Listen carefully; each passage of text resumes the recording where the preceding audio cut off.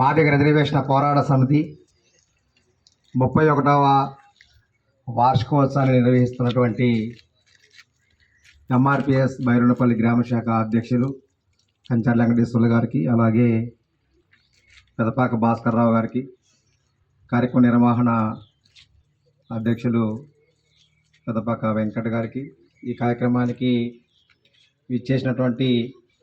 గ్రామ SC ST BC నాయకులు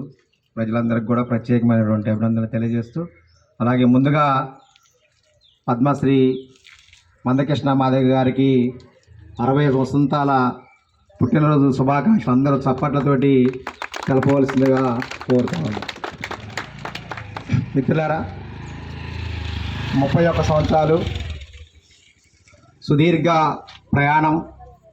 మందకృష్ణ మాదిగ గారి నాయకత్వంలో మన వాళ్ళు చెప్పినట్టు ఈదుముడి గ్రామంలో ప్రారంభమై ఒక 5గురు సభ్యులతోటి ప్రారంభమై ఈరోజు దేశంలోనే ఒక అత్యున్నతమైనటువంటి ఉద్యమంగా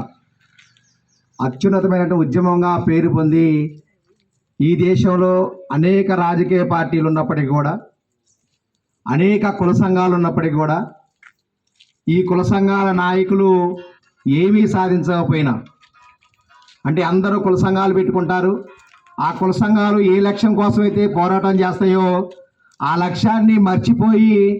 వాళ్ళ యొక్క పదవుల కోసమో, ఒక ఎంపీ పదవి కోసమో, ఎమ్మెల్యే పదవి కోసమో, లేకపోతే మంత్రి పదవి కోసమో ఆ పదవులకు ఆశపడి ఉద్యమాన్ని తాకట్టు పెట్టేటటువంటి చరిత్ర ఈ రాష్ట్రంలో ఉన్నది. కానీ ఈ రాష్ట్రంలో మందకృష్ణ మాదిగ గారు ఉద్యమాన్ని మొదలుపెట్టిన తర్వాత అనేక రకాల రాజకీయ ఒత్తిళ్ళు వచ్చినా, లేదు ఆయనకి ఎమ్మెల్సీ ఇస్తా అన్నా, ఎమ్మెల్యే ఇస్తా అన్నా, ఎంపీ ఇస్తా అన్నా, లేదా ప్రభుత్వంలో ఏ పదవి ఇస్తానా అని చెప్పినా, ఏ అధికార పార్టీ వచ్చినా మందకృష్ణ మాదిగ గారికి ఒక పదవి ఆశ చూపి ఉద్యమాన్ని అణిచివేయాలనుకున్నా కూడా అది సాధ్యం కాకుండా,